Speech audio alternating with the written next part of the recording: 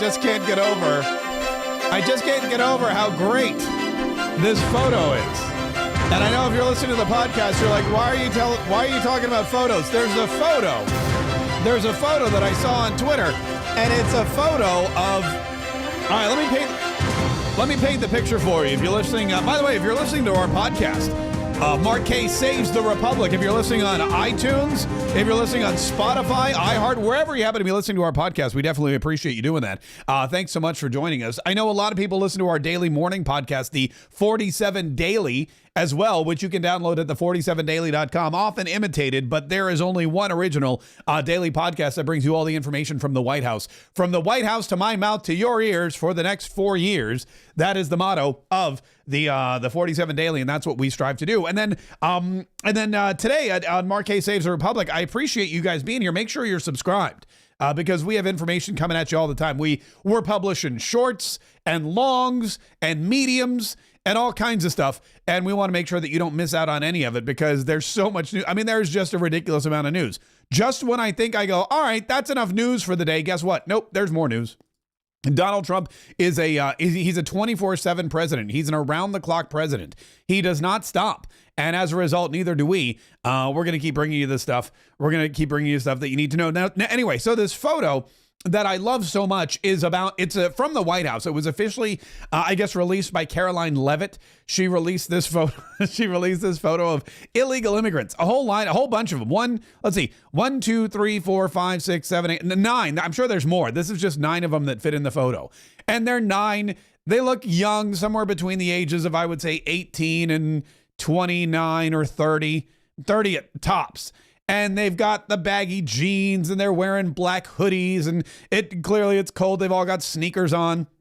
And oh yeah, around their waists, all of them, all 10 of them are chains that are then shackled to their hands in the front so that they cannot, so they can't do anything. They can't get away. They can't run away. They can't hit anybody. And these 10 youths, I guess, are being marched by ICE agents into the back of a C4 cargo transport. And it's like, it's like a movie. The whole back, the whole little thing that you drive the Humvees up is down, and they're loading these kids up on this thing, and they're going to fly them back south to wherever the El Salvador, Venezuela, I don't even know where they came from, but they're going to drop them on the runway and they're going to be like, adios, muchachos. And that's going to be it. But that, the photo's great. But what's really great is that the White House didn't just release the photo. I mean, they did, but then they went back and they enhanced it. And it's like they went to Canva. It's like somebody in the White House is like, that photo's good, but you know what it needs? It needs some Canvatizing. It needs a little, so you need we need some captions. So they added promises made, promises kept atop this photo of these illegal criminals being loaded onto this C4 transport. And then underneath in a very festive and playful font, I'd like to point out, this isn't like Arial or Helvetica or something. This is one of those you might use on like a kid's birthday party invitation or something. It says deportation flights have begun. And then the White House underneath with the little American flag. So really, I think, I'm going to be honest with you, I think it's one of the best things of this. I love the marketing aspect of this because, I'm big into marketing. Some people call me marketing. Okay, nobody actually calls me that, but they should. But I'm big into marketing. I'm big into advertising. I'm big into all that kind of stuff. And I love the memification of American history. That's what they're doing. They could just release a photo. They could just be like, here's the illegals that we're putting on the transport plane as we promised. But they don't just do that. They go, here's a fun poster looking advertisement of Donald Trump keeping the promises that he made to you, the American people, keeping the promises he made to the American voters. Do you remember when he said he was going to begin the most massive deportation effort in American history and he was going to send these illegal criminals home? Well, guess what? Here we have a photo of it. And just in case you weren't aware of what was happening, the deportation flights have begun. And that means promises made, promises kept. And it's really refreshing. It's really cool to see this kind of stuff. And I look forward to more of them. I look forward to more of these kinds of things coming out of the White House. I look forward to seeing what Donald Trump's I guess you would say, advertising department or marketing department comes up with next. I guess it's the White House communications department is doing it, but I love it. And I think it's really instructive. And I think that more and more people are going to be, I think more and more people are really, truly going to understand what's happening and how great this country is going to be and how quickly it's going to be great again. But if Donald Trump continues to get the message out there in such a fun, playful, and effective way. Anyway, speaking of fun, playful, and effective ways, we got a lot of stuff to talk about today. We have Donald Trump in North Carolina. He's there now. He was there now, and I was almost late today. I almost didn't make it because I got all wrapped up. I was watching Donald Trump because here's what happened. Donald Trump, here's a day in the life of Donald Trump. Donald Trump says, all right, I have to go to North Carolina. Also, he's going to go to California, but he promised the people in North Carolina he'd go there first. So he said, I'm not going to California until I go to North Carolina. And everyone said, all right, fine. You can do that's fine. We can make both happen. And so what happens is, let me bring this up here. Donald Trump, he walks out to the helicopter. And of course, whenever Donald Trump goes anywhere, there's gaggles of press and media. There's cameras and mic. You can see I've got the video here. I'm going to loop it, but he's standing there. He's got Melania with him. Melania's going too. She's in her comfy puffer goose down jacket, and she's got her cool black toque, her toboggan on, whatever, and her shades. And they're all just hanging. All the media's there, and they're taking pictures, whatever. They start screaming questions. Donald Trump, he walks out to go to the helicopter, and he takes questions. Okay. Then what happens is after he gets on the helicopter, they fly to Joint Base Andrews so that he can get on Air Force One to fly to North Carolina. But before he does that, he takes more questions. Then he gets to North Carolina and he gets off of the plane in Asheville somewhere, and they takes more questions. And then he goes to the actual headquarters of wherever at Ground Zero there in North Carolina, in Asheville. They go to the command center, and he goes in, and guess what he does? He takes more questions. And it's really refreshing to see. Donald Trump takes as many questions as Joe Biden didn't, if that makes any sense. And it's exciting, first of all, it's not just to see somebody who's there, because Joe Biden, remember, he didn't go to North Carolina. He sent Kamala Harris to divvy up the $750 checks that she had. He sent Kamala Harris to be, I guess, the official liaison from the White House for the hurricane damage, really ravaged. North Carolina was decimated in those parts. The Appalachian Mountains, the Asheville area, Hendersonville, all those places, totally destroyed, still not rebuilt. FEMA's messed it up so badly that Donald Trump, and again, I don't know if this was on a whim. I don't know if this was something he planned, but he dropped basically another nugget. He dropped another one of these Trump bombs, if you will, on the media when he was there. He's like, you know what? I think we're going to have to just get rid of FEMA.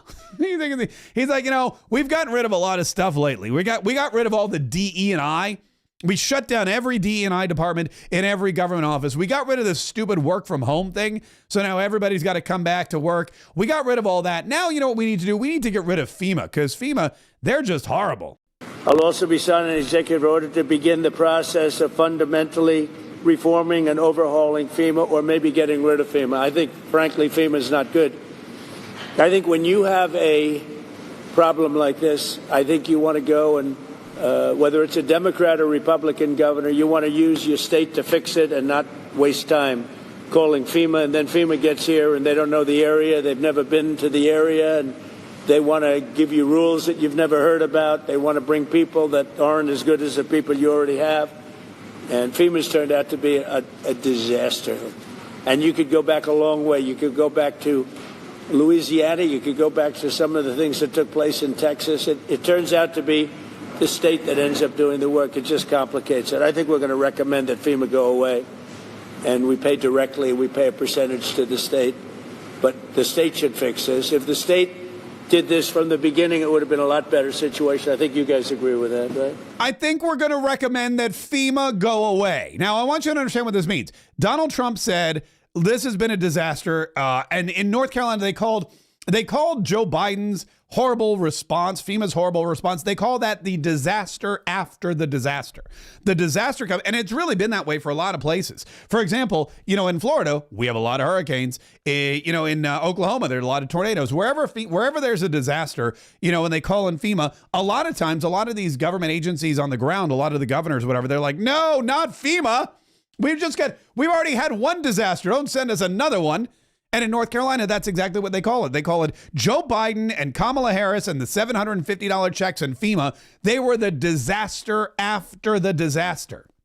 It's not bad enough. These people have been tormented and by Mother Nature.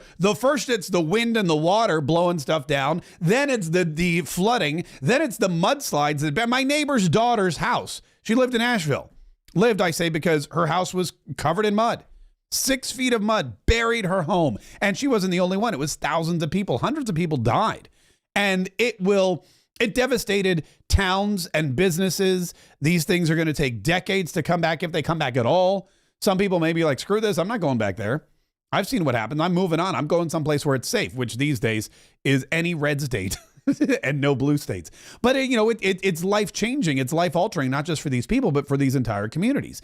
And FEMA comes in and they're like, all right, here's $750 for some of y'all, even though there's nothing to buy. There's no internet even. You can't even use it online. There's no banks. There's no hotel. There's nothing. Here's $750. What am I going to do with it? It's literally a sheet of paper is what they gave them and said, here, enjoy. And you couldn't even deposit it anywhere because, like I said, no cell service. It was the most ridiculous thing in the world. They were dragging their feet on their response. There's still horrible response. And oh yes, by the way, this was my favorite part. If you had a Trump flag, because remember, this was before the election. If you had a Trump yard sign, if you had anything on your property that denoted that you were voting for or supporting Donald Trump in any way, FEMA was instructed to not help, to just move along. Oh, you know what? If there's a house with a Trump sign, skip that one. We don't want to, we don't, just skip that. We don't need to help the Trump supporters because, we're the federal government. We're a Biden administration. This is Joe Biden. Again, we talked about the consistent weaponization, and we always talk about the DOJ, which is just, it's totally justified. The DOJ was turned into it was a one issue department, and it wasn't serving justice. It was getting Donald Trump. And if that meant using the FBI to go search his wife's underwear drawer at Mar-a-Lago, so be it. They're going to do it. And if it meant going after Donald Trump supporters who were at the Capitol on January 6th, so be it. They were going to throw them in jail.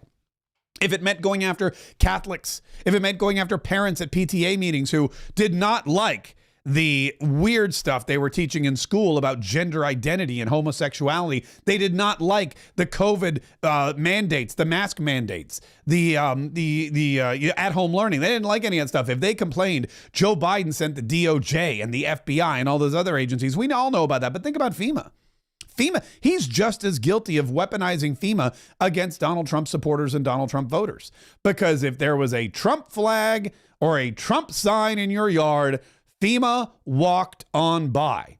It's like when they put the goat's blood above the door during Passover, right? It's like only this time you wanted help, but they saw, oh, there's the Trump sign. We're not going to help those people. They can claim they're probably preppers. They probably have all the food that they need. We don't need to help them. So Donald Trump's like, look, we got to get rid of FEMA. FEMA, I think we probably it could just go away. I think we're just going to have FEMA go away. And what are we going to do? We're going to give the power to the states. I mean, listen, this was phenomenal. Listen to what he said again. I'll also be signing a disaster. And you could go back a long way. You could go back to Louisiana. You could go back to some of the things that took place in Texas. It turns out to be the state that ends up doing the work. It just complicates it. I think we're going to recommend that FEMA go away. And we pay directly. We pay a percentage to the state. But the state should fix this. If the state did this from the beginning, it would have been a lot better situation. I think you guys agree with that, right? Okay, so this is exactly what we all wanted. Smaller government. FEMA, the Federal Emergency Management Agency, get rid of it. No, here's another Doge target. Get rid of FEMA. Doge FEMA. Just get rid of it altogether. They're not doing anything anyway except wasting everyone's time and money. They have no idea what's going on, and he's 100% right. FEMA is tasked with going to where the tragedy is, the disaster is. So, for example, in Florida, if there's a hurricane, all of a sudden, FEMA, this federal agency, picks up and moves from Washington or wherever they happen to be situated, goes down to the beach and tries to help these people at the beach. Then all of a sudden there's wildfires in California. So they've got to fly across to California, and then they've got to work with a totally different situation, totally different people, totally different response, totally different needs. And then all of a sudden there's a mudslide and a hurricane in North Carolina, and these people are getting flooded out in the mountains where you can't get there on a good day anyway because the roads are so windy. Now all of a sudden they got helicopters flying around, but they ground the helicopters because the president's flying over, which is the dumbest thing they've ever done. So it's all mismanaged. And Donald Trump is like, look, in North Carolina, these people know how to get to the mountains. They know how to traverse these roads. They know how to fix these bridges. They know how to get help to the people. They know the territory, the terrain, the needs. They know where things are. They know where the hospital is. They know how to reroute crucial supplies. So just give them the money to do it, because they're already there. In California, these people know where the fires are. These people know the escape routes. These people know how to turn the tide on these kinds of disasters. First of all, you got to give them water, and then just give them the money and they'll fix it. This is the United States of America. And it goes right back to the whole, federal versus Confederate kind of governorship or the governance. You've got 50 individual states, soon to be 51 with Canada, but you've got 50 individual states, and they all have different needs. Maine is very different from Arizona. Montana is very different from Hawaii. Alaska is different than pretty much every other state. Florida, very different from, Portland. Wait, that's not a state, that's a city. Oregon, that's what I'm looking for. A very different thing. So every state has its own needs. Every state has its own crucial desires. Every state has its own set of circumstances and problems and issues. And you got to get a strong governor in there. And if the governor needs federal aid, send him a check. Say, here's money. Let me know if there's anything else you need. You're on the ground. It's your state. You know best. You make the decisions. You do it. That's how this whole country was designed like that. You go back to the beginning, back to the 13 original colonies. You go back to 1791 when they ratified the Constitution. You go back and you say, look, up and down in Massachusetts, in Boston, in New York, in Philadelphia, these were banking centers and port centers. These were massive cities where there was industrial stuff going on. And they had very different needs than the folks in Virginia and North Carolina and Georgia, who were growing tobacco and cotton and all kinds of other crops. Very different set of circumstances. That's why it was the United States of America. It still is the United States of America, and Donald Trump didn't forget that. Donald Trump saying this federalism has run amok. It's gone way too far, and not only is it expensive, not only is it ineffective, but it's destructive, and it's actually killing people. Let the states decide, and the government can just give them money. And that's kind of what they're going to be doing. Now, speaking of the states giving money, speaking of the federal government giving money, Donald Trump also has pointed out he's not just going to write blank checks, especially in a state like California, where the situation could have been avoided. And he said there are some conditions that California would need to meet if they were to get the appropriate aid or the aid that they requested. And here they are. I want to see two things in Los Angeles: voter ID, so that the people have a chance to vote. And I want to see the water be released and come down into Los Angeles and throughout the state. Those are the two things. After that, I will be the greatest president that California has ever seen. I want the water to come down and come down to Los Angeles, and also go out to all the farmland that's barren and dry. They have land that they say is the equivalent of the land in Iowa, which is about as good as there is anywhere on earth. The problem is it's artificial, because they artificially stop the water from going onto the land. So I want two things. I want voter ID for the people of California, and they all want it. Right now, you don't have voter ID. People want to have voter identification. You want to have proof of citizenship. Ideally, you have one-day voting, but I just want voter ID as a start, and I want the water to be released, and they're going to get a lot of help from the U.S. Thank you very much. I'll see you in a little while. We'll see you at the site. I mean, look at that. It makes sense to me. This is what Donald Trump's saying. He's saying, look, elections have consequences, okay? And everything boils down to election integrity. Because when you go to vote, when you go to the polls, whether you're in California or whether you're in North Carolina or whether you're in Florida, wherever you happen to be, when you go to the polls and you vote for your elected official, you're voting for somebody who is going to control the emergency response if you wake up one day and your entire neighborhood is on fire. And if the fire department shows up out front of your house and you go, help, please help, the fire's coming near my house, and they go to the hydrant and turn it on and there's no water, that's a result of the incompetence of the imbecile that was elected to whatever branch of government it was, whether it was the city or the state or both. I mean, it all kind of boils down to the same thing. Typically, it's one party rule that destroys those kind of states. And that's what people are starting to wake up to. And Donald Trump's like, look, a lot of these times there's issues with voting. And if you have people who are not legally allowed or constitutionally allowed to vote in this country, if they're voting because you don't have voter ID laws and they're voting for somebody that is inept or bad or stupid or in it for the wrong reasons or power hungry or whatever. If somebody is out there saying to somebody who is illegally allowed or is not legally allowed to vote, hey, go vote. There's no voter ID laws. Just vote for me and we'll make it worth your while. We'll let you stay here. We'll turn this into a sanctuary city. Well, all of a sudden, not only do you have somebody breaking the law at the top of the food chain, but you've also got somebody who's not best suited for the job. And they're starting to see that. So Donald Trump's like, we've got to help these people in California. And the way you help them is by putting in a voter ID law and then bringing down the water. And then they can have all the money they want. They can have all the resources they want. They can have the full force and power of the federal government, except for FEMA, because he's gonna quit them. It's gonna be really incredible. But that's what's got to happen in California. Incidentally, somebody invited Adam Schiff to go to California with Donald Trump. Adam Schiff, I guess, because, Adam Schiff is a senator now. He was a congressman for a lot of the area that's burned up. Now he's a senator from California. It's just the corrupt and the evil. They just keep failing up. And now that he's senator, somebody, I guess, said, hey, you should go to California with President Donald Trump. He's doing a trip because Virginia Fox, who's a congresswoman from North Carolina, went with him to North Carolina.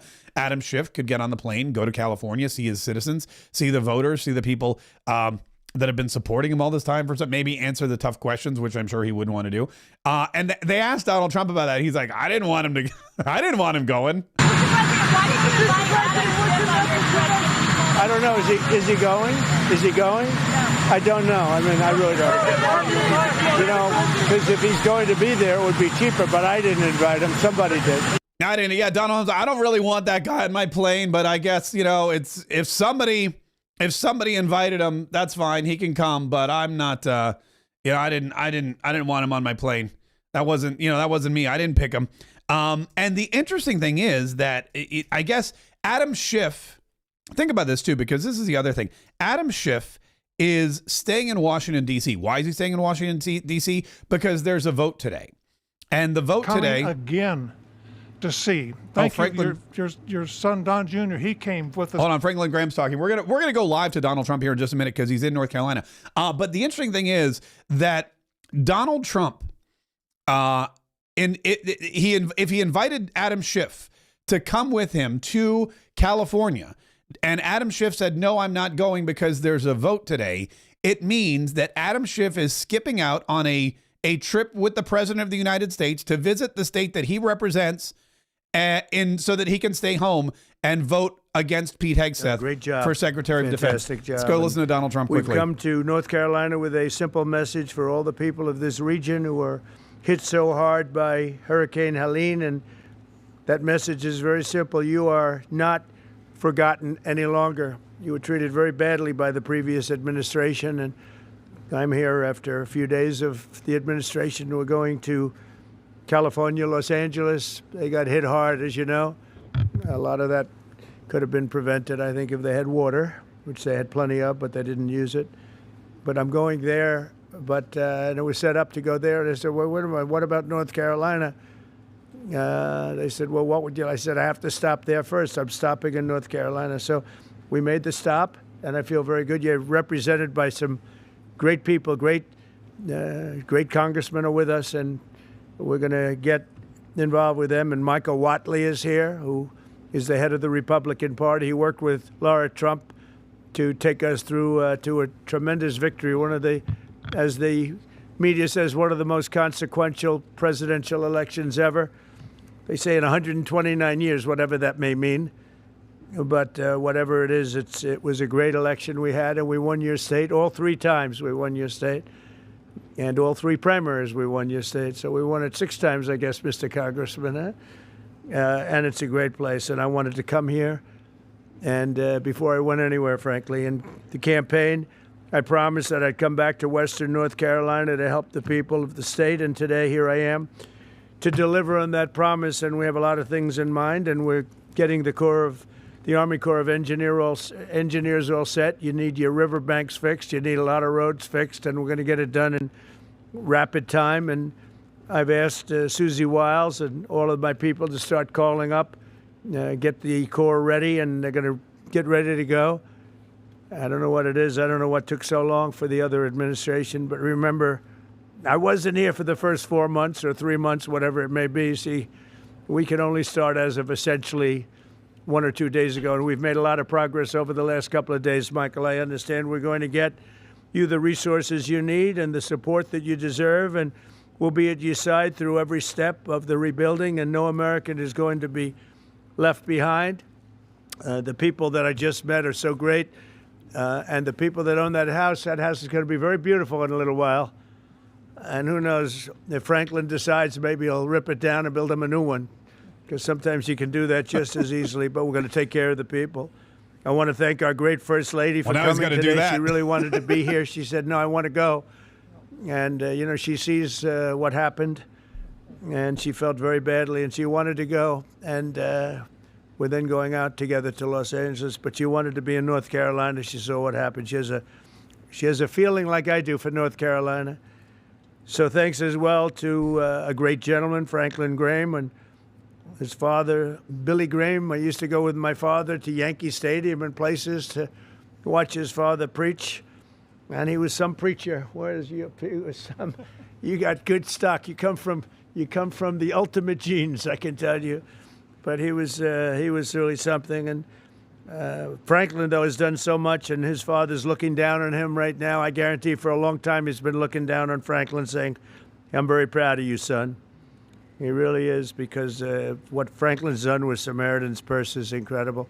They told me just yesterday that Samaritan's Purse has been great, but the FEMA people sort of left you high and dry, but we're going to change that around. We're not happy with FEMA. Get rid of FEMA. As well as all of the representatives. You have great representatives here. Chuck Edwards, who's here someplace. Where's Chuck? Where's Chuck? Chuck. Tim Moore. Tim, thank you, Tim. Great. All right, job. so just so you know, while he's going, look at by the way, I don't know if you can see this, but there's a whole bunch of trophies. I guess somebody went into the wreckage and found all the trophies and set them up outside the house there. But this is live on site. This is months after Helene hit. And Donald Trump basically is standing right in front of what I can only believe is a condemned home. You can see there's some kind of notice on it, like, don't go in here. It's not safe. This is a lot of the houses in this area. And they haven't received the help. They haven't received the aid, the support that they need. And Donald Trump's like, look, you got to, Samaritan's Purse came in. They've done a great job. They're doing their best. Chairman Michael Watley, who really, as I said, but FEMA has dropped the ball, and we're not happy with them, and we're probably going to get rid of them. And I took Michael Watley from North Carolina because he did the best job and put him in charge of everything, and the job they did together. I think he's wrapping up the intro, so we'll go back. Last September, Hurricane Helene became one of the deadliest natural disasters in modern American history. Rainfall rose to far more than 30 inches, which is lethal, unleashing unprecedented devastation throughout western North Carolina and many other states, as you know, but you got hit the hardest. The highest responsibility and deepest obligation of the American government is to protect its people, and that's never truer than in times of emergency like this. Unfortunately, our government failed you, but it wasn't the Trump government. It was a government run by Biden. Biden. What a terrible situation. But our government failed. The people of North Carolina. I like how he censors himself. Horrible crisis. For 2 months, Asheville lacked running water, and even today, some North Carolinians can't take a hot water shower. They can't drink water. They don't know where to get it. It's delivered to them by some, or they just go out and somehow find some. It's been 4 months since the storm made landfill, and still 180 roads remain closed and in ruins. That's wild. Earlier this month, the Biden administration kicked 2,000 displaced North Carolinians out of their temporary housing into freezing 20-degree weather. I don't know how they did that one, because it was cold, even while your government provided shelter and housing for illegal aliens from all over the world. But under the Trump administration, the days of betrayal and neglect are over. Woohoo! They are over. As I said in my inaugural address, we restore the integrity, competency, and loyalty of the American government. And I think I said most of it in the inaugural address. We said a lot of things, but one of the groups of people I was thinking about is you in North Carolina. A lot of that was in reference to you and what you've had to suffer. I'm pleased to announce that under our leadership, the federal government will be surging housing solutions to the state that go beyond mere temporary hotel stays that ended up being very short term. The government wouldn't do it any longer, which is ridiculous.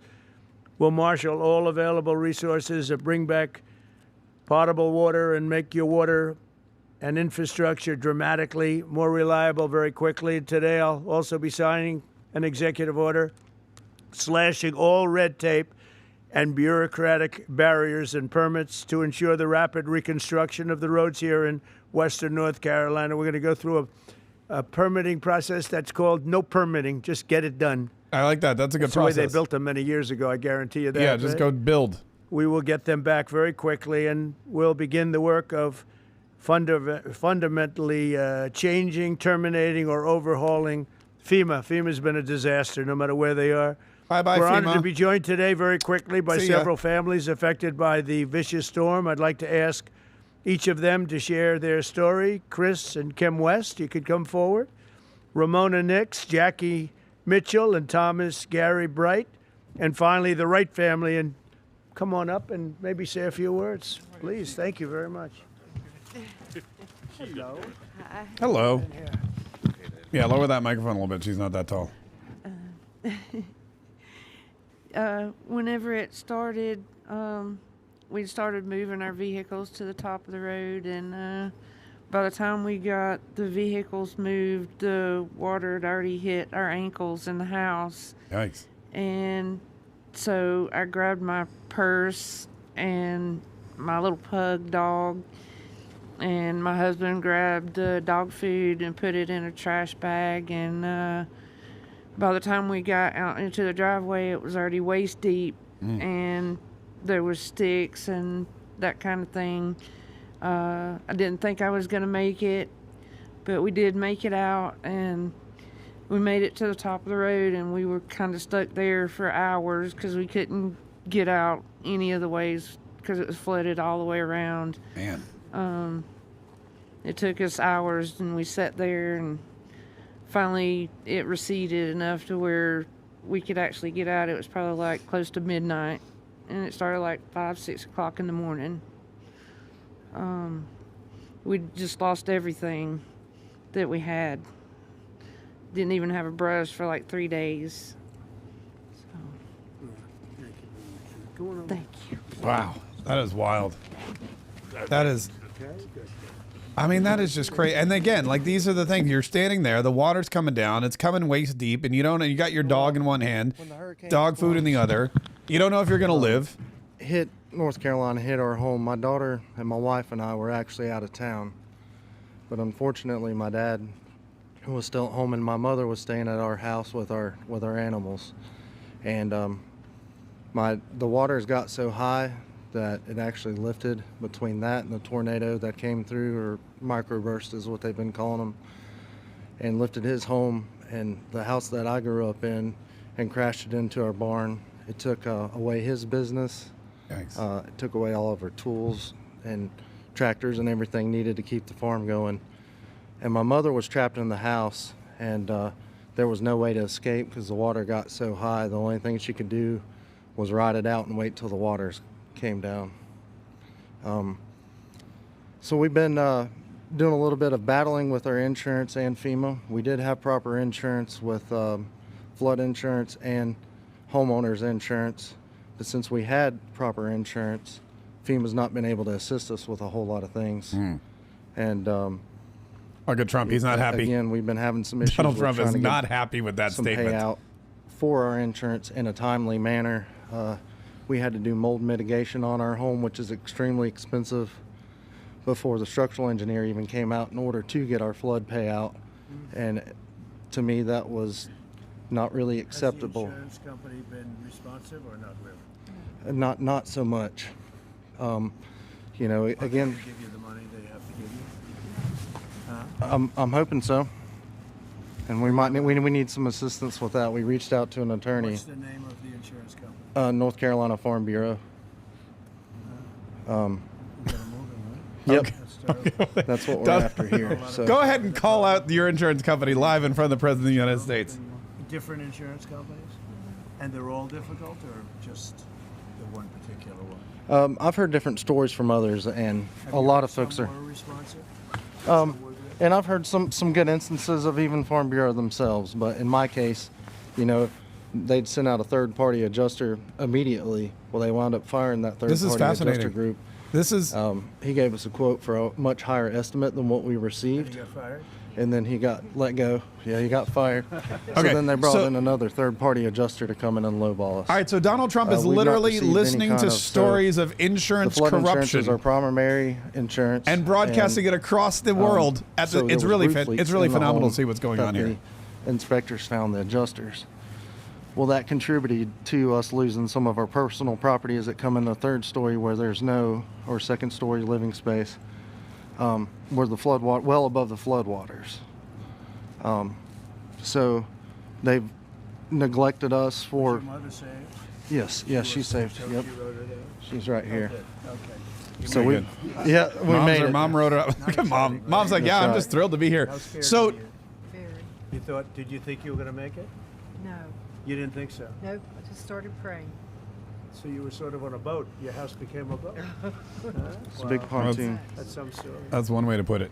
Beach house. I mean, this is wild. So Donald Trump brings these people up here. He starts asking them questions. He's legitimately interested to know what's going on, why they're not getting the help. And if next it's door to the FEMA, house, if it's and insurance, he's going to make sure that they're both my paying son out was out of town, what so they need when to he came do. in to Charlotte to my sister's, he called about 2 in the morning because at midnight the water was still in the stream, within the banks. So when he called, the water was coming up, so I started moving vehicles up to about 5:30 in the morning, and she was in the house, and I pulled up to the steps and I said, hop on the fender and I'll get you out. Well, he built a beach house on stilts, 5 times higher than the floodplain. And she said, well, he said I'd be okay. So I'm staying with the dogs.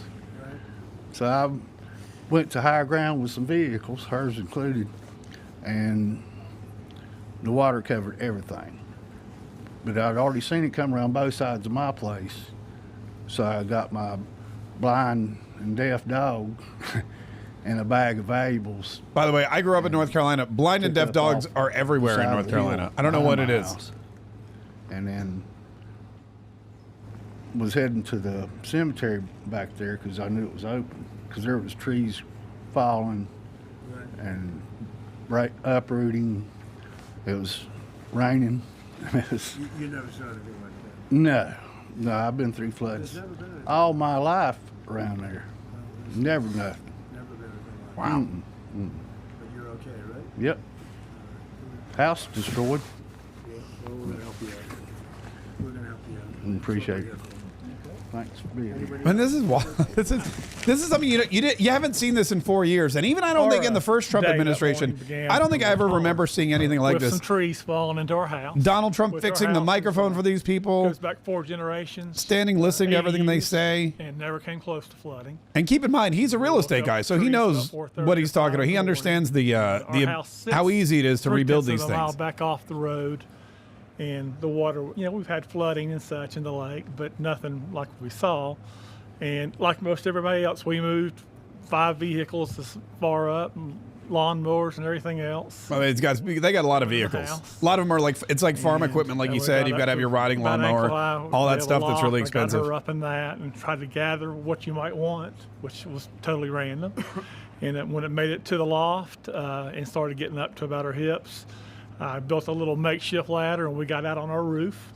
And we spent 4 hours on the roof. I had a little baggie. I did notes on my cell phone to my 2 kids and my 2 grandkids, and something to identify me in case we were lost in it. Did you think you were going to make it?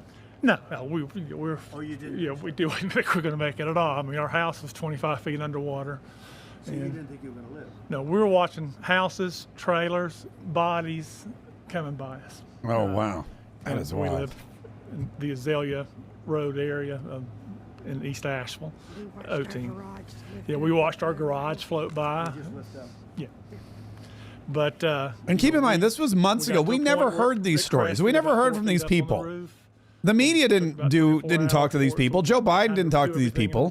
This is the first time I'm hearing this guy is sitting there watching bodies float by, thinking I'm going to die. And I got out, wild. higher ground, up to a subway, and got over to her daughter's house, where when she saw that I didn't have her, she lost it. And I was like, she's okay, she's alive. And we tried to make our way back in there and gather things best we could. But, found a body right away. There was about 8 bodies in our area that first 2 weeks located. And we were lucky we weren't one of them and blessed.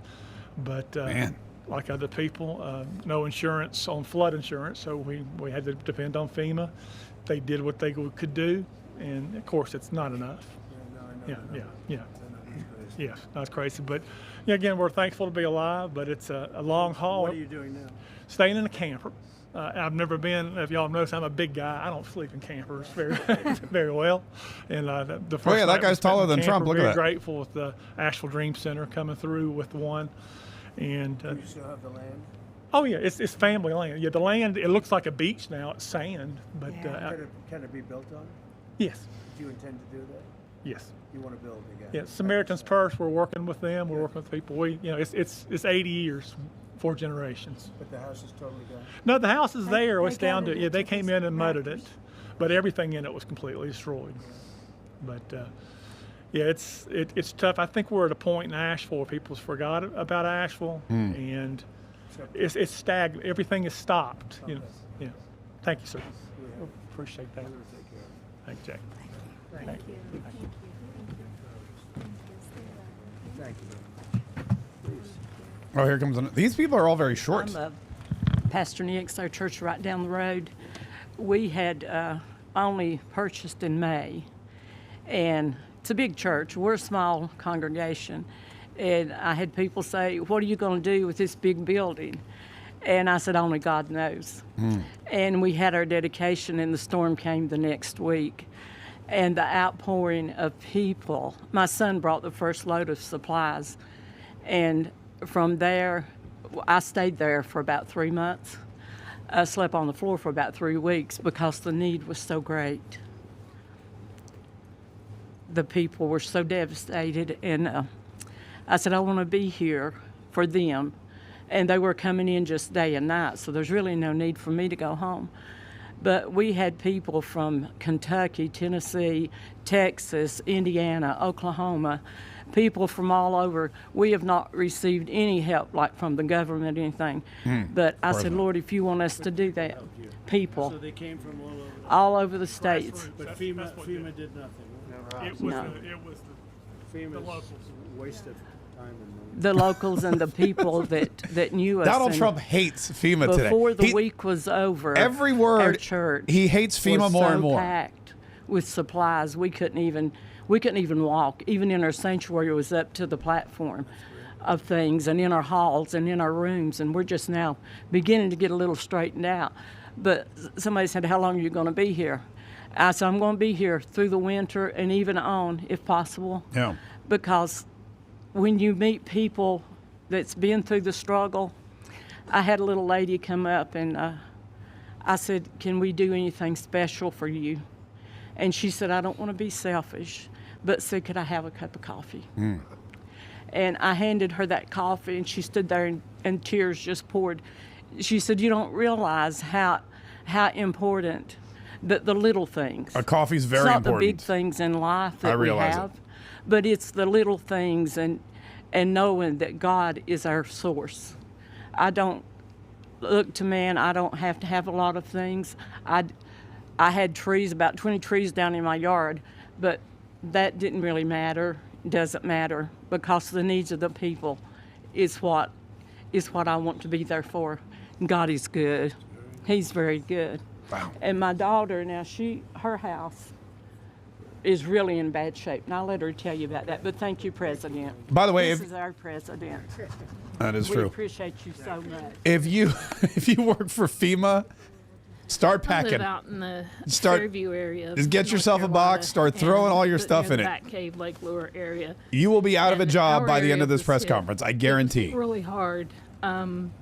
I was home alone, and my husband had stayed in town because we take care of a little lady that's 98 years old, and she lives out in the woods by herself. And I said, just stay with her and make sure that she's okay. And I got up the next morning, and my first thought was, I want to go see what our road and bridge looks like.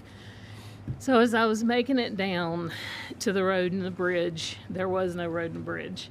And so, here we are, we're like at a little island, we can't access the main road or anything. And then the fire department came by the next day and said that they were evacuating me and my neighbor because a landslide was going to come. And they told me to get my stuff and get ready. And so while I was getting my stuff and getting ready, there was a knock at the door, so I thought it was the fireman. And I went to the door, and there stood my 21-year-old son. His name's Nathan, and he had drove as far as he could to get to me, but he hiked 5 miles, and it took him a really long time. And he got there, and he said, "Mom, grab a bag, we gotta go." And I said, "Son, there's no way I can hike out of here." And he's like, "No," he said, "we gotta go." So we started hiking out, and I seen one of my neighbors who,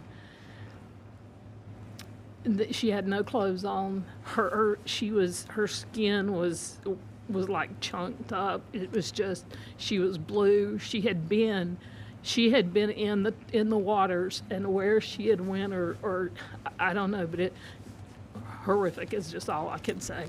But then as me and my son hiked on out, we went through where this place, we call it Craigtown, but there were like a lot of family members there that passed away, like 11 of them, and there were people out everywhere looking for their loved ones, and there were dead bodies. My son's like, "Mom, you're gonna see things you don't want to see," and so anyway, we got through all that. But I stayed at our church in our sound booth. My husband and I, we just slept up in the sound booth for a couple of months because we didn't have power or anything for about 2 months out there.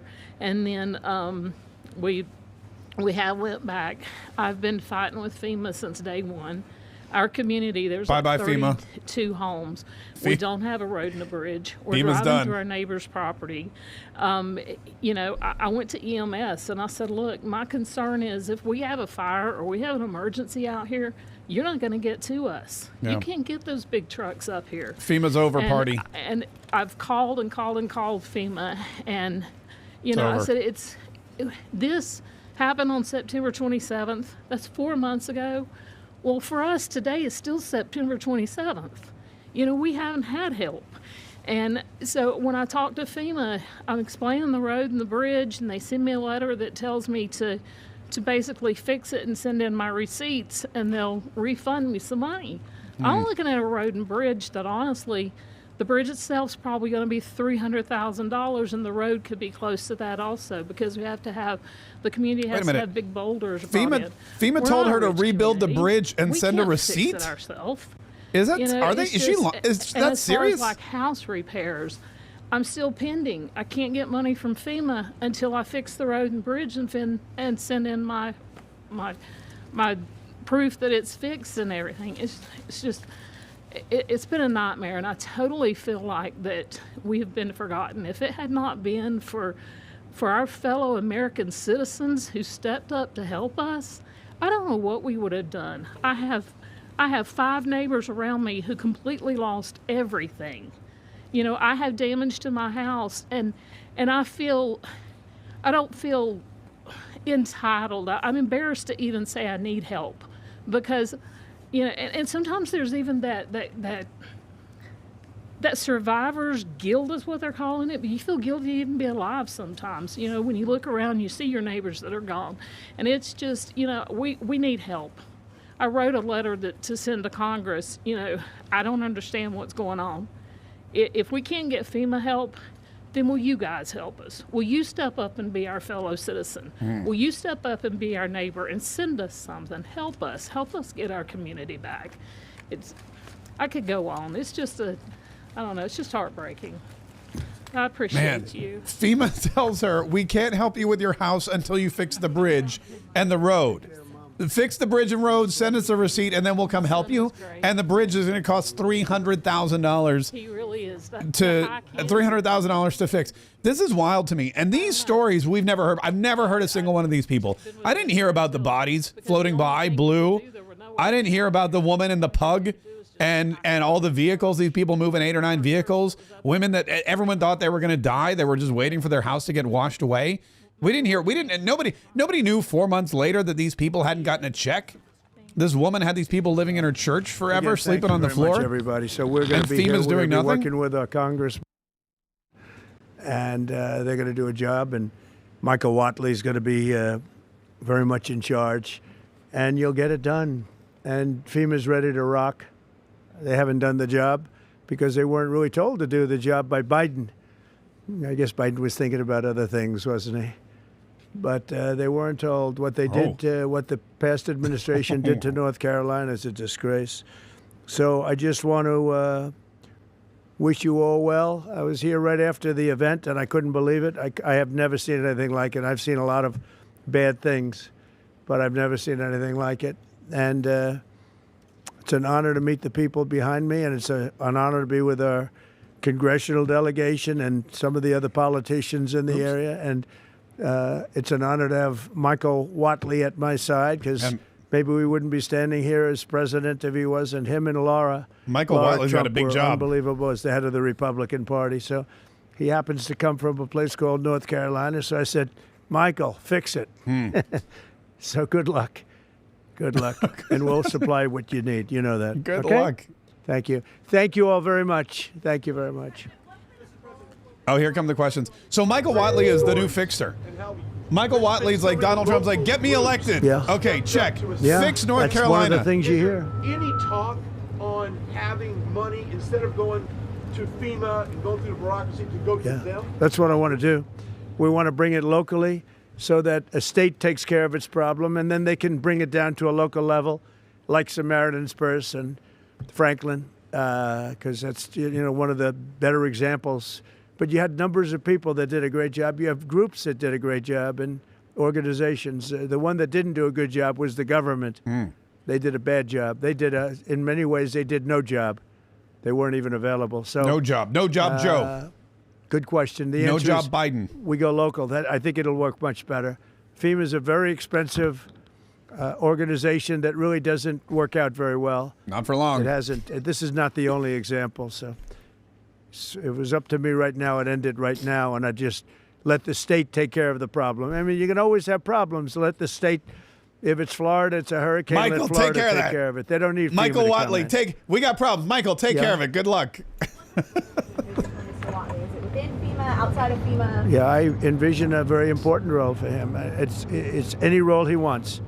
He's a very capable guy, Michael Watley. Whatever you want, Michael. Michael. Very capable guy, and he's friends and works with these guys, keeps them elected, right? They have to do a good job. Otherwise, no matter how good Michael is, not going to work. But they've done an amazing job. They've been great. You're lucky you have great congressmen here. And woman, by the way, a great woman, very powerful woman. Virginia Fox. And they're going to do a great job. They'll do it together. They'll work together, and we'll supply what they need as they need it. We'll coordinate that, and we will immediately get the Army Corps, Michael. Because you need roads built. We're talking Michael, about get the Army Corps of Engineers here now. Roads and things. So Come on, what are they? Built, all right? I want them here by the end of the day. Thank you all very much. Thank you very much. Okay, so there you go. Donald Trump's done with the Q&A portion. So Michael Watley is the guy. Apparently, Michael Watley was from North Carolina. He was he a senator? I forget. But Michael Watley then was handpicked by Donald Trump to lead the RNC, the Republican National Committee, along with Lara Trump. And their job was to get Donald Trump elected. It was multi-tiered. Number one, get Donald Trump reelected to be president for the next 4 years. Also, make sure that we win the Senate, and make sure that we maintain the House of Representatives, and make sure that it's too big to rig, and make sure that there's no shenanigans. Anyway, the job got done. Michael Whatley did it. Lara Trump did it. They did a great job. They had all of these lawyers on the ground. They had, an amazing grassroots effort. They had everything they needed in the way of poll watchers and poll workers and whatnot. And then afterward, Lara Trump said, all right, I'm going to resign from the RNC. Thank you very much. She wanted to be senator from Florida. That didn't work out. It went to Ashley Moody instead. But Michael Whatley is still in charge of the RNC. And now apparently he's like Donald Trump's, just all I can think of is he's the fixer. Like he's the guy, he's the heavy. If it's not Susie Wiles, because that's the thing. Donald Trump will always go, Susie, can we take care of the drones? Thanks. Susie, I need information about I gotta declassify these JFK files. Okay, we can do that. Okay. Hey, Susie, do me a favor. So it's either Susie Wiles or now we're learning Michael Whatley. And Michael Whatley, he says, you're coming to North Carolina and you're fixing it. And when Donald Trump says you're going somewhere and you're doing something, I think the answer is okay. I think the answer is yes, sir. And so Michael Whatley's there. He's in charge. This is his, he knows the state. He knows these people. He represented them, still does. He's from there. So he's going to work. He's got communications on the ground. He's got connections all through the Republican Party. And he's got the full weight of the president of the United States behind him. And Donald Trump has said, FEMA, shmema. They're a waste of time. They're a waste of money. If it were up to me, I would end them right now. FEMA is done, folks. FEMA's over. It's another government expenditure, another worthless government agency that Donald Trump is getting rid of. He's getting rid of FEMA. He's going to go after the Department of Education next. You just watch. He's going to go after all of these things, and he's going to make positive change for the people of the United States of America. And he's going to, instead of wasting money on these organizations, these government departments that are totally inefficient, he's going to give the money directly to the states and to representatives on the state so that they can do whatever it is they need to do. And that's the way it should always be anyway, because we are the United States of America, not the Federation of America. And that is something that Donald Trump is reminding us all of. Big government is bad, ineffective government. Small government is way, way better.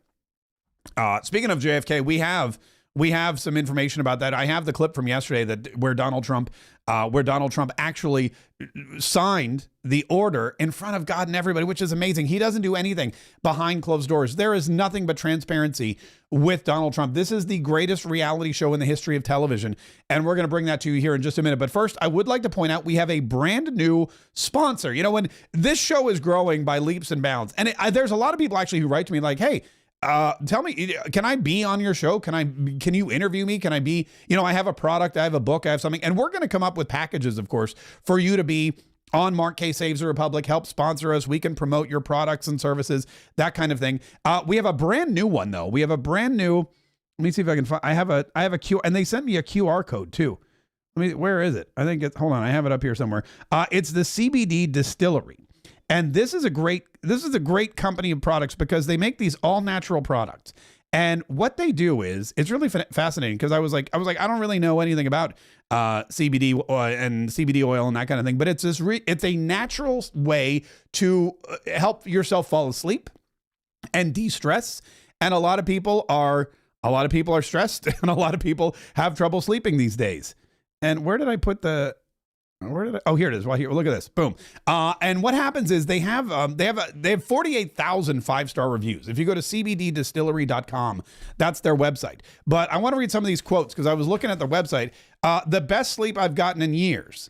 I wake up feeling refreshed and ready to go. If you can't remember the last time you slept all night long, or you didn't feel stressed out during the day, CBD Distillery has fantastic products, all clean, all high quality natural ingredients that can help you feel more relaxed in what's really trying times. Our buddy Cat Turd, who's in the hospital, he tweeted something out today. He's like, my blood pressure is super high. I don't know what it is. They can't get it down. And I always say, just remember Donald Trump is president. And that should calm you down. But even if you're not calm with Donald Trump back in the White House, then maybe you should try some of this stuff. 2 million satisfied customers, a 100% money back guarantee, and as you can see on the screen, a 20% off coupon code if you use my last name, Kaye, K-A-Y-E. There's also, check it out, they gave me a QR code. They're the first sponsor to ever give me a QR code. So you can just screen grab that QR code. You can use it for 20% off. Let me know if you get some and you use some and you sleep great, then please let me know. I also put a link to their website in the description of the video. So you can click right on the description of the video and you can get that link and let me know how it goes for you, because I would, you know what? I'm not real stressed right now and I sleep pretty well at night, but that could change at any moment. Ever since Joe Biden left office, I've been sleeping like a baby. But if you want to sleep like I sleep, then use coupon code K for 20% off at cbddistillery.com, spelled just the way it sounds. All right, so yesterday, Donald Trump, he was in the Oval Office, and Donald Trump was like, you know what I think I want to do today? I think that today I would like to, declassify all of the top secret documents and files regarding the 3 most hotly debated and theorized assassinations in American history. We have an executive order ordering the declassification of files relating to the assassinations of President John F. Kennedy, Senator Robert F. Kennedy, and Reverend Dr. Martin Luther King Jr. That's a big one, huh? A lot of people are waiting for this for years, for decades.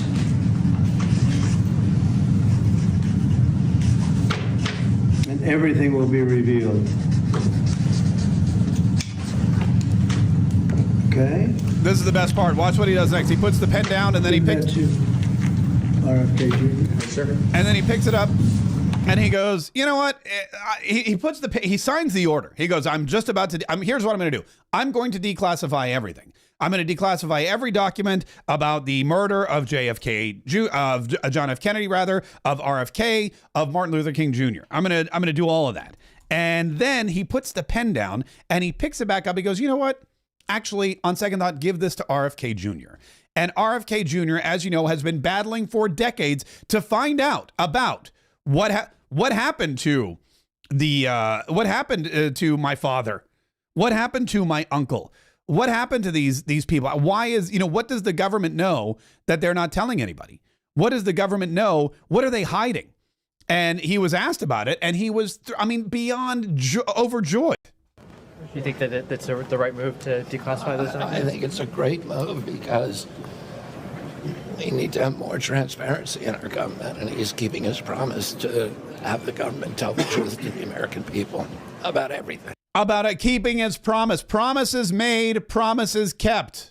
That's what we were promised by Donald Trump. Here's all the things I'm going to do. And now, one by one, Donald Trump is keeping his promises.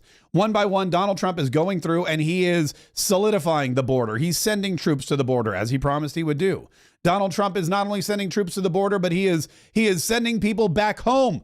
All the illegal deportation flights have begun. Promises made, promises kept. Here's a photo meme of these criminals being loaded onto a cargo transport and being flown back to El Salvador and Venezuela and Mexico and wherever it is they can. You know what? And I don't even know if they're separating. They may just land on the first runway they see south of the border and drop them all off. But that's exactly what Donald Trump promised, and that's exactly what's happening. And now RFK gets the thing he's been waiting decades for. Decades he's wanted to know what these documents say. Decades he's been wanting to know who killed my father, really. Why did he die? What does the government know? What are they hiding from us? For decades he's been wanting to know what happened to my uncle. Was this, it's a CIA plot. That's what he's been telling everybody. It's a CIA plot. The CIA was involved. The CIA did not want my uncle to be president of the United States. And now all the truth will come out. The declassification comes in 45 days. Here we go. This is the official record. By the authority vested in me as president, by the Constitution and the laws of the United States of America, it is hereby ordered as follows. More than 50 years after the assassinations of President John F. Kennedy, Senator Robert F. Kennedy, and the Reverend Dr. Martin Luther King Jr., the federal government has not released to the public all of its records related to those events. Their families and the American people deserve transparency and truth. It is in the national interest to finally release all records related to these assassinations without delay. And then he goes on to the stipulations. There were stipulations that they should have been released in 2017, and then again with Joe Biden. And then he talks about how he himself released some of the documents and records, but he was told by Mike Pompeo and others that it would be detrimental to the national security for him to release them. Well, he's looked at it again, and he writes, I have now determined that the continued redaction and withholding of information from records pertaining to the assassination of President John F. Kennedy is not consistent with the public interest. And the release of these records is long overdue. And although no act of Congress directs the release of information pertaining to the assassinations of Senator Robert F. Kennedy and the Reverend Dr. Martin Luther King Jr., I have determined that the release of all records in the federal government's possession pertaining to each of those assassinations is also in the public interest. Pam Bondi, Tulsi Gabbard, once she's confirmed, and Mike Waltz will work together in the next 45 days to put together a plan to declassify and make public all of these records. Now, if you're keeping track at home, what has Donald Trump promised that he's already, look, Monday, it's Friday, right? Monday was the inauguration.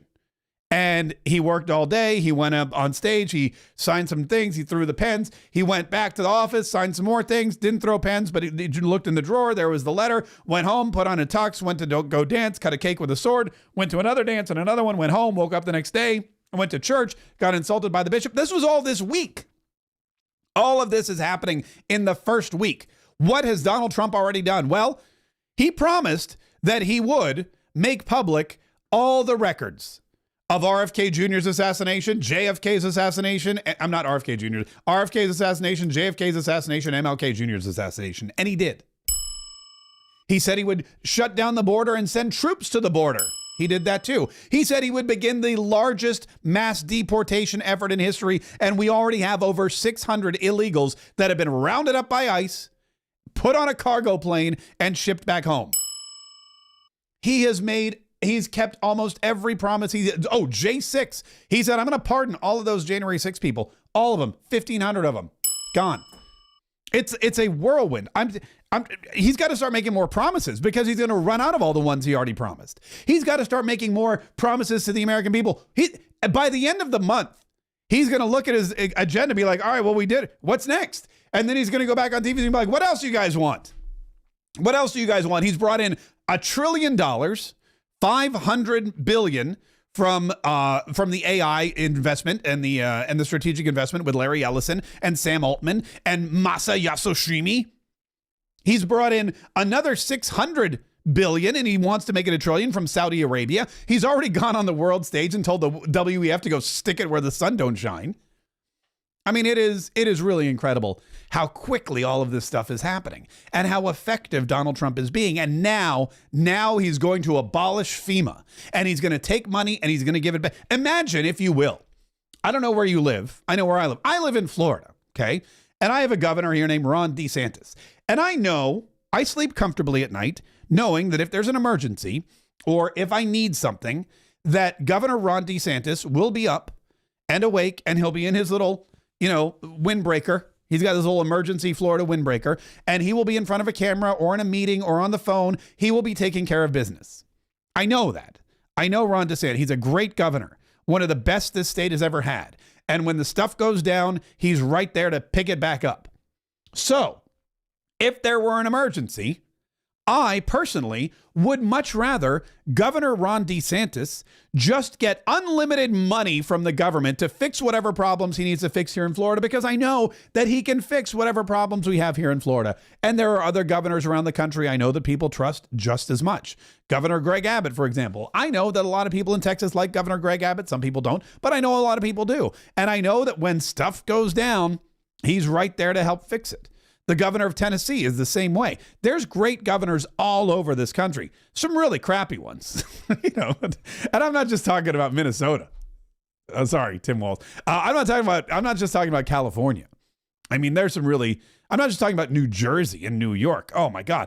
But think about this. Think about how much more important it now becomes to elect a governor. What Donald Trump is doing is he's making the United States federal government smaller and making the states bigger. He's making the states more powerful. if your state is becoming more powerful, then what's going to happen?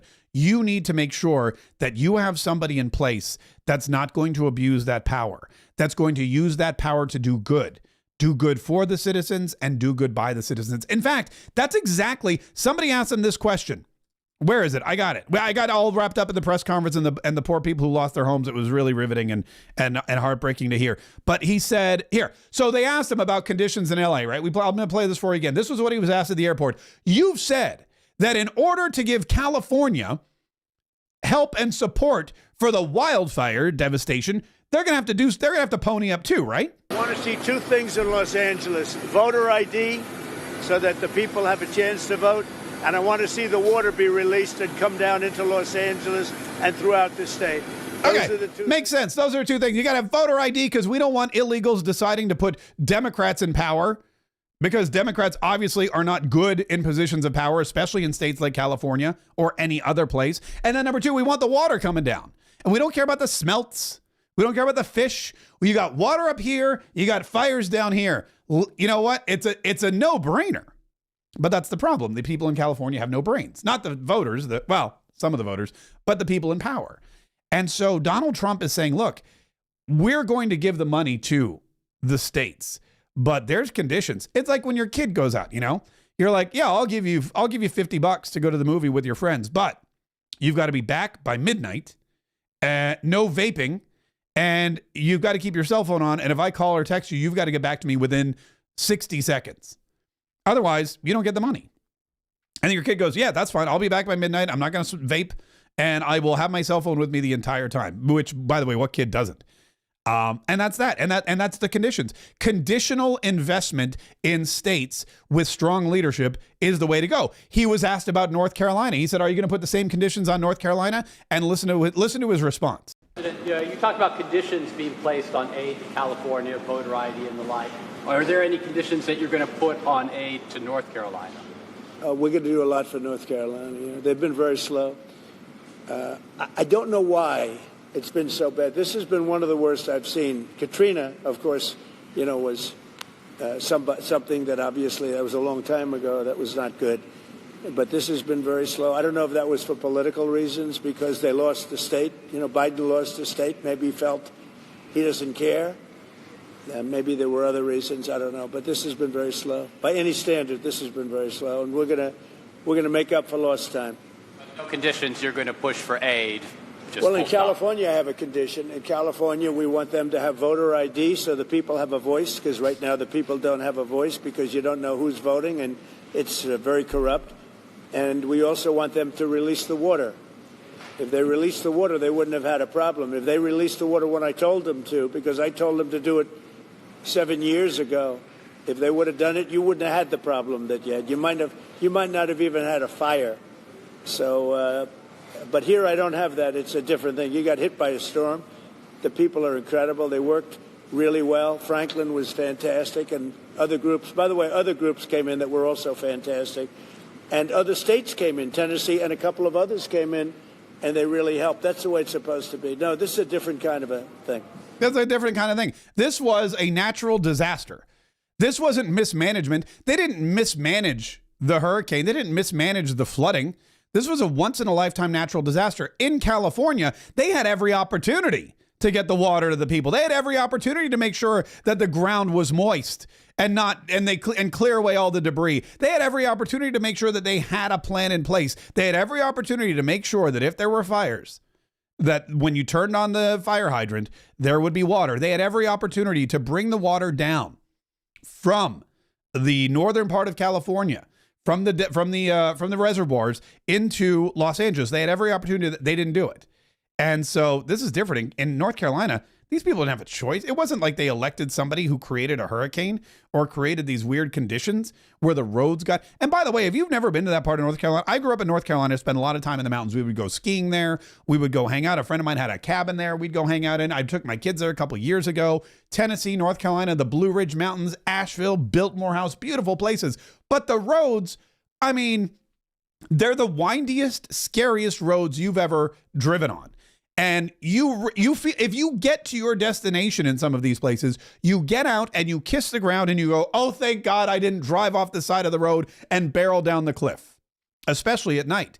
There are hairpin turns, and it is consistent. And I'm shocked and amazed that there's not more people running off the road in those Tennessee and North Carolina mountains. And those are the roads that are gone. Rebuilding them is not going to be easy. It was going to be impossible with Joe Biden in charge. But Donald Trump is saying, yeah, no, it's a different set of circumstances. We'll give them the money because they're well run. We're not going to give them the money in California unless they make some changes and prove to us that they're going to be well run. There's so much going on so quickly. Donald Trump is now headed to California. J.D. Vance is speaking at the March for Life rally, which I don't remember the last time a vice president spoke at the March for Life rally, but that is huge. I know it hasn't been in at least the last 4 years, but I don't know. I assume Mike Pence. I don't know. I'm not a big Mike Pence historian. I know he's from Indiana. I remember the fly on his head. There was something about people wanting him, you know the thing. And then he was dropped off the ticket. Because he certified the election. That's all I know about Mike Pence, really. Don't know a lot. His wife's name is Karen, and sometimes she acts like one. I know that.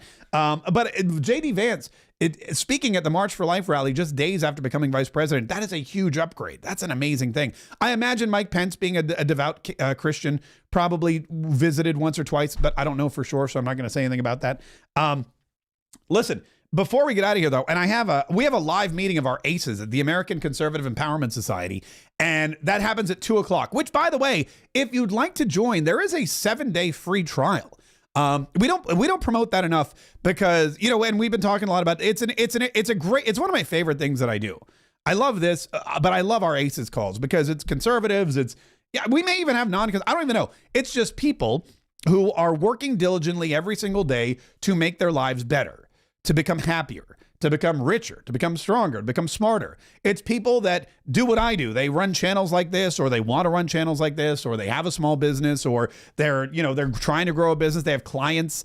We have a lot of people who are consultants now. We have people who've started their own businesses since joining ACEs and are making a full-time income. And that's really what makes me happy, because I've been lucky enough, even when I had a full-time job, even when I worked for those liberal bastards in the media, I still always had this urge to do my own thing, create a side hustle, have my own business, learn, go out, take trainings, do social media.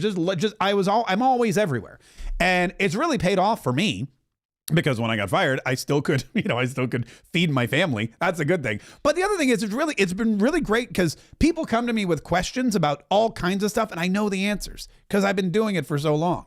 Why YouTube, Rumble, social media, writing books, making t-shirts, all these things. Anyway, the fact of the matter is that starts at 2 Eastern, which is in about 26 minutes. So I'm going to have to wrap this up. Incidentally, if you'd like to join us, it's really easy. You can go to, hang on, I want to make sure. Maybe someone will put it in the chat. Hang on. I should really remember the URL. Yeah, it's acesaccess.com, ACES access.com. And fun fact, like I said, there's a 7-day free trial. So you can sign up right now, and then you can be part of our call in 26 minutes. And if you have any questions, if you're like, Mark, I watch you on YouTube and I'm just wondering, how do you do this? Or, Mark, I watch you on Rumble and I'm wondering, how do you do this? Or, hey, I read your book and I saw you self-published it and I want to do that. I have some questions. That's where we do all of that stuff. It's ACES, ACES, Access, ACCESS.com. Anyway, that's not what I was going to talk about. But before I jump off to go and hang out with my group, the other day, I was at the House of Representatives, at the Capitol building, and I went to the gift shop to buy some gifts, and I saw they had socks, and there were 2 pairs of socks that I wanted to buy, and I was like, all right, I don't know which one I should get, so I did a poll, and I went on Instagram and I did a poll. I said, hey, here are 2 pairs of socks that I want to buy. Which one should I get? And then somebody wrote and said, hey, you never told us which one won. Like, after 24 hours, the story disappeared, and I was like, oh yeah. I totally forgot about that. So anyway, I should tell you, yes, there was a clear-cut winner. Now, if you missed it, one pair of socks it's got the U.S. House of Representatives, it's got the Capitol building on it, and it's gold and black. And I thought to myself, maybe that's like the new golden age socks. So maybe I'll get those. But then there was this other pair, which was very kind of whimsical. It's got the Capitol building on it. and the American flag there. It's more like a patriotic kind of, landscape.